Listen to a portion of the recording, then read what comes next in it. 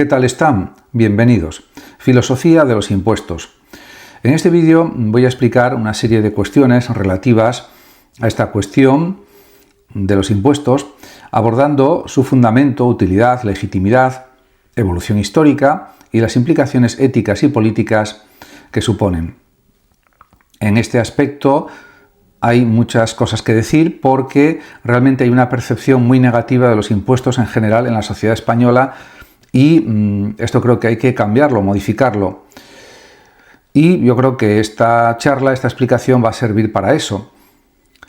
Hay que decir que los impuestos son una de las realidades más visibles, permanentes y debatidas de la vida política y económica de cualquier sociedad organizada.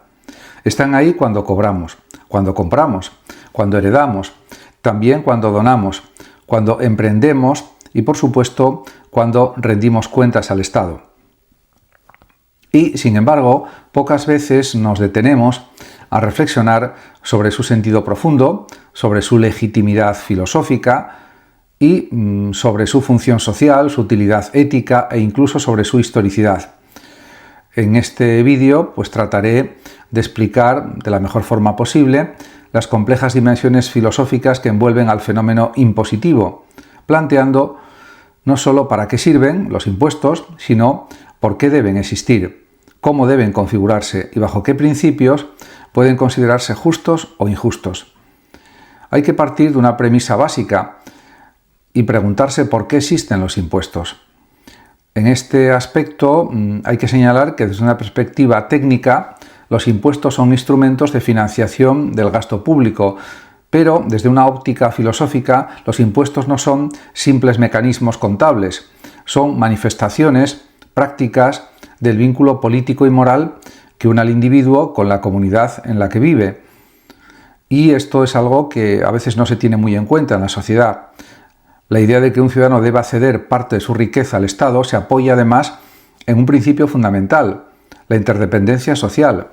Nadie produce riqueza en el vacío. Cada acción económica, cada intercambio, cada éxito individual está mediado, sin duda, por un entramado de instituciones, normas, infraestructuras, servicios públicos, marcos legales y condiciones sociales que lo hacen posible.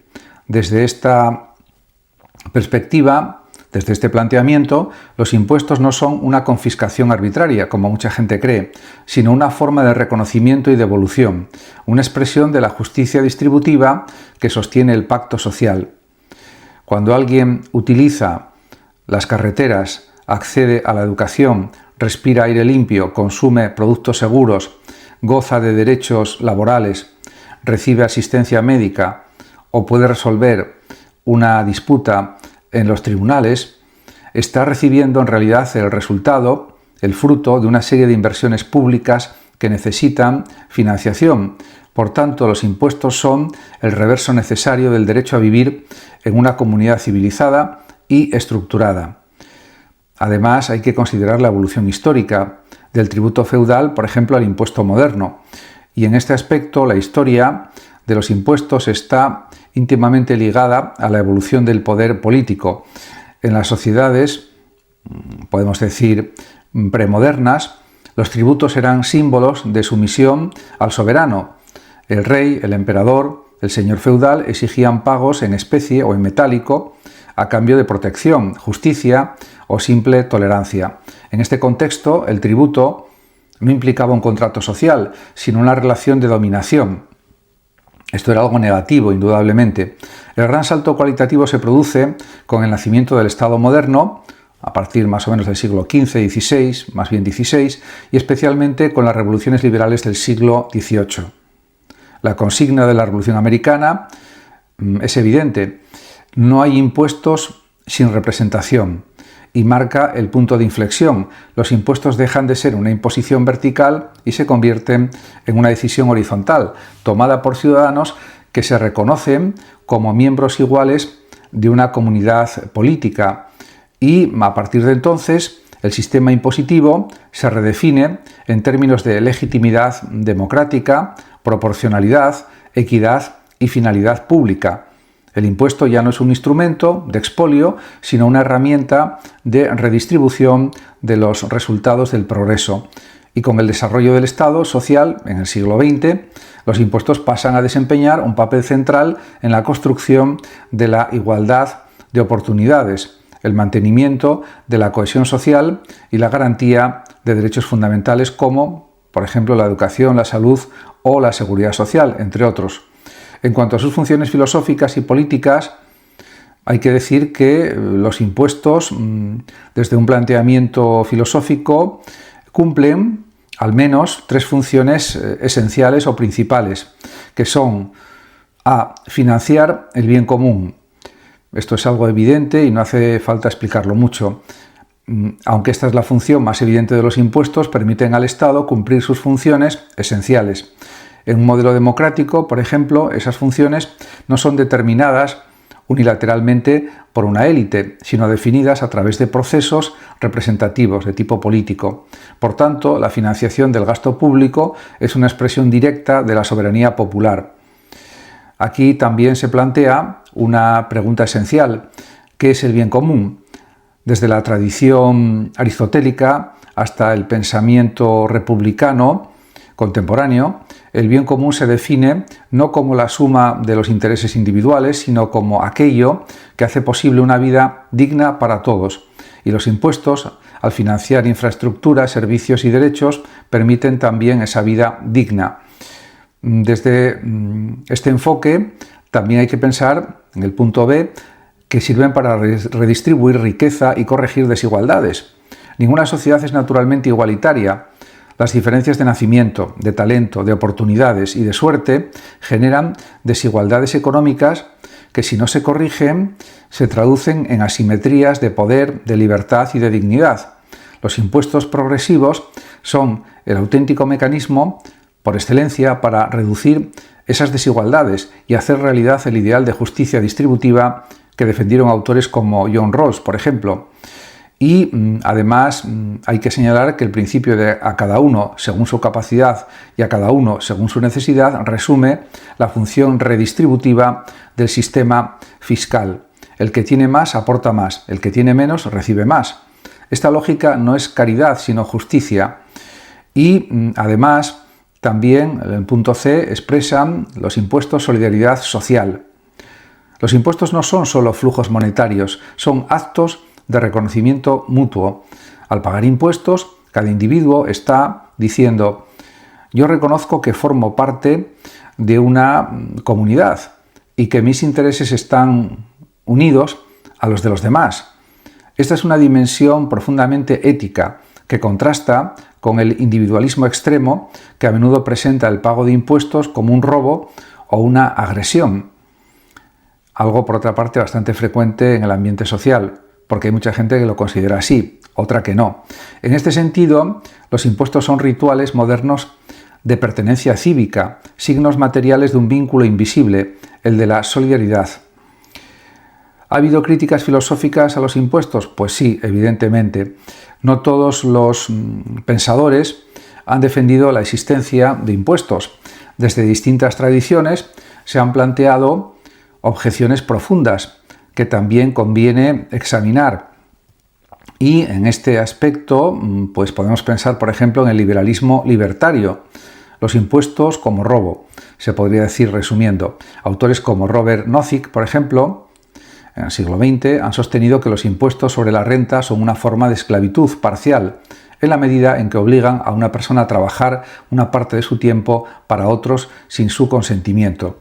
Desde esta perspectiva, el único sistema justo sería aquel en el que la propiedad privada es inviolable y el Estado se limita a proteger derechos negativos, no interferencia. Pero esto es una crítica que se basa en una concepción del individuo como propietario absoluto de sí mismo y de los resultados de su trabajo, y que ve en el Estado un intruso que transgrede esa soberanía personal. Pero, como decía Aristóteles, somos seres sociales. Otra posibilidad de crítica es la del anarquismo, los impuestos como legitimación del poder coercitivo. Para el pensamiento anarquista, los impuestos son inaceptables no por razones económicas, sino por razones políticas. Presuponen y refuerzan la existencia de una estructura estatal coercitiva que domina a los individuos desde arriba.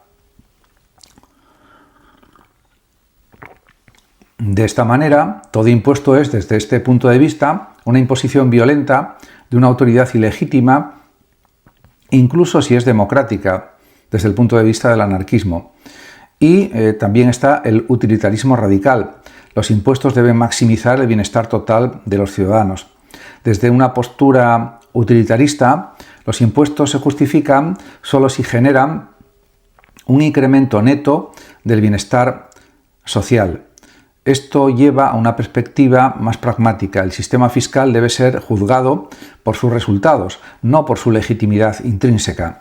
En este marco de planteamiento podrían justificarse incluso impuestos regresivos si se demuestra que generan mayor crecimiento económico o eficiencia social. Y estas críticas, aunque discutibles, por supuesto, han obligado a los defensores del Estado fiscal a refinar sus argumentos y ofrecer justificaciones más robustas de la necesidad y la justicia de los impuestos, como es obvio. En cuanto a los principios de justicia fiscal, pues se pueden explicar diciendo que una parte esencial de la filosofía tributaria consiste en definir los criterios que hacen que un sistema impositivo sea justo o injusto. Desde el gran economista y filósofo Adam Smith del siglo XVIII, se han formulado varios principios clave. El principio de equidad: quienes tienen más capacidad económica, como es lógico, deben contribuir en mayor medida. Este es el fundamento de la progresividad fiscal, que busca no solo recaudar más, sino hacerlo de forma más justa. Y también hay que pensar en el principio de generalidad, que supone que todos deben contribuir, salvo razones de peso, y los privilegios fiscales, las exenciones injustificadas o las lagunas legales que permiten evadir impuestos erosionan la legitimidad del sistema y alimentan la desconfianza. Y también hay que añadir que está el principio de transparencia, que lo que viene a decir es que los impuestos deben ser comprensibles y predecibles. Un sistema opaco o excesivamente complejo favorece la arbitrariedad, la corrupción y la evasión de impuestos. También está el principio de eficiencia, que lo que plantea es que los impuestos no deben distorsionar de ninguna manera gravemente el funcionamiento de la economía, aunque este principio puede estar en tensión con los anteriores y a veces suele estar en tensión con lo anteriormente explicado. También está, por último, el principio de suficiencia. El sistema fiscal debe garantizar ingresos suficientes para cubrir, y esto es muy importante, las necesidades públicas, sin depender de fuentes extraordinarias o impredecibles. Al final, cualquier Estado se sostiene a base de impuestos. Por tanto, los impuestos también como instrumentos de la democracia política. En una democracia madura, los impuestos no deben verse como un mal necesario, sino como una herramienta de autodeterminación colectiva. Cuando los ciudadanos eligen a sus representantes políticos, están decidiendo también qué tipo de gastos se van a financiar, cómo se va a distribuir la carga tributaria, qué tipo de sociedad se quiere construir.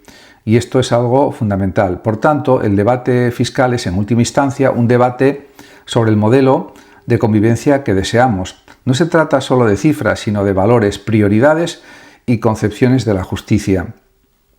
Y de esta forma, pues hay que decir también que este punto es especialmente importante en tiempos de crisis fiscal o de desafección democrática. Recuperar el sentido político de los impuestos es también recuperar la idea de que todos participamos en la creación de lo común y todos somos importantes desde una perspectiva social también. Existen nuevos desafíos de la fiscalidad actual. Por ejemplo, está el tema de la globalización económica, la digitalización, el auge de las criptomonedas, los paraísos fiscales y la creciente desigualdad económica, que están planteando retos sin precedentes al sistema tributario clásico o tradicional. Las grandes corporaciones, por ejemplo, tecnológicas, pueden operar en múltiples países sin tributar en ninguno. Las grandes fortunas pueden mover su capital con facilidad para evitar impuestos. Los estados están compitiendo entre sí y bajan los impuestos a las empresas para atraer inversiones, lo que erosiona la capacidad fiscal global y obliga a los gobiernos a recortar servicios. Esto es algo muy negativo que suceda. Ante este escenario, la pregunta filosófica es: ¿cómo puede sostenerse la justicia fiscal en un mundo sin fronteras económicas pero con estados nacionales fragmentados? Es otra de las grandes preguntas que se pueden plantear. La respuesta parece estar en una nueva ética fiscal global a nivel mundial que supere el marco del Estado-nación y promueva acuerdos internacionales basados en la cooperación y la equidad. Y también hay que señalar que todo esto plantea unos retos descomunales, porque aproximadamente hay unos 200 países en el mundo y conseguir que haya una justicia fiscal a nivel mundial es algo realmente extremadamente difícil de conseguir, de plasmar en la realidad. En cualquier caso, eso sería lo más deseable. Y sobre todo que las empresas paguen más impuestos, sobre todo las grandes empresas de todo tipo, porque eso es muy positivo para cualquier Estado. También se puede hablar de otras muchas cuestiones, y uno de los marcos más poderosos para pensar los impuestos es el del contrato social. Desde Thomas Hobbes hasta Rousseau, pasando por Locke y Kant, el pensamiento político moderno ha girado en torno a la idea de que la legitimidad del poder político deriva de un pacto originario entre individuos libres que deciden racional y voluntariamente someterse a ciertas reglas comunes para garantizar la convivencia, la paz y la justicia. Y en este aspecto, en este marco, los impuestos no son una forma de dominación, sino una manifestación del acuerdo colectivo. De hecho, los individuos renuncian a una parte de sus recursos privados no por miedo ni coacción, sino por convicción, porque entiende que sin ese aporte, el orden político, la protección de sus derechos y la prosperidad común serían realmente imposibles. Por eso están de acuerdo en pagar impuestos. Pero este contrato social implica también responsabilidades mutuas. El Estado, de esta manera, se compromete a usar los recursos recaudados de forma transparente, eficaz y orientada al bien general, al bien común. El ciudadano acepta su obligación fiscal como expresión de su ciudadanía activa, no como una carga ilegítima.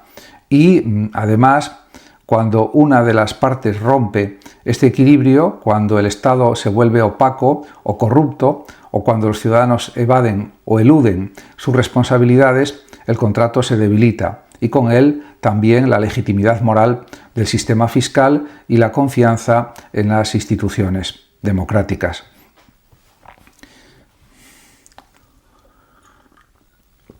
Como se puede observar, pagar impuestos no es solo un acto económico o legal, es un gesto también político y ético de adhesión al pacto civilizatorio que nos une a todos en la sociedad. Por tanto, es importantísimo unir la justicia fiscal con la justicia social, ya que tienen una relación indisoluble. Una de las enseñanzas más profundas de la filosofía política contemporánea es que la justicia social no puede pensarse sin un sistema fiscal justo. Esto es fundamental.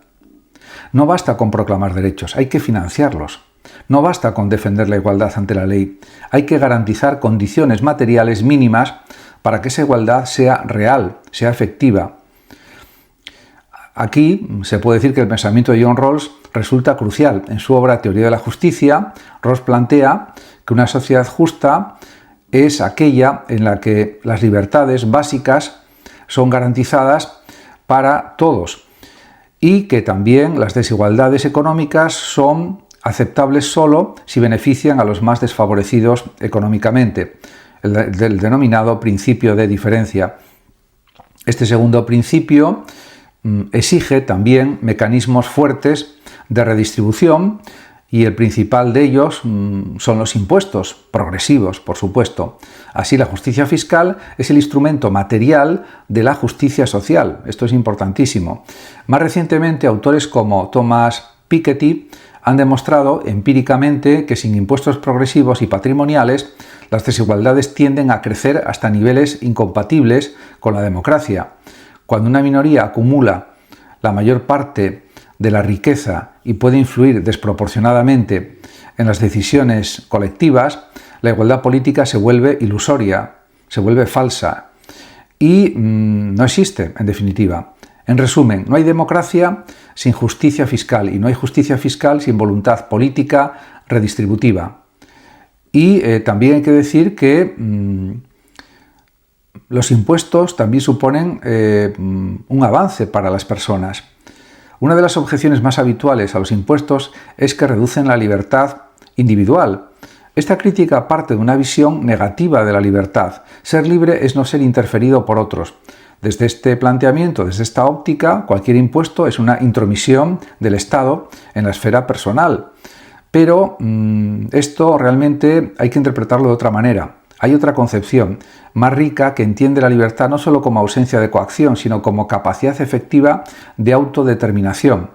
Esta es la llamada libertad positiva, defendida por autores como Rousseau, Berlin o Petit. Y de esta manera se puede decir que desde esta segunda perspectiva los impuestos no reducen la libertad de ninguna manera, sino que la hacen posible, porque hay que pensar que sin educación pública, millones de personas no tendrían oportunidades reales de desarrollar su talento, sus capacidades. Sin sanidad universal, muchos vivirían esclavizados por el miedo a la enfermedad. Sin infraestructuras y servicios básicos y seguridad jurídica, la libertad de emprender, circular o expresarse sería ilusoria, no existiría. Es más, incluso desde el punto de vista del emprendedor o del empresario, el impuesto puede verse como una inversión en el marco institucional que hace posible su actividad. Un Estado funcional, con instituciones estables, sistema judicial eficaz, redes logísticas modernas y población educada, es un activo estratégico para el desarrollo económico. Por tanto, lejos de ser enemigos, libertad e impuestos están entrelazados. El impuesto es el precio racional y equitativo de la libertad para todos. Muchas gracias por su atención y hasta mi próximo vídeo. El que lo desee puede compartir este vídeo, darle like o suscribirse a mi canal de YouTube. Hasta pronto.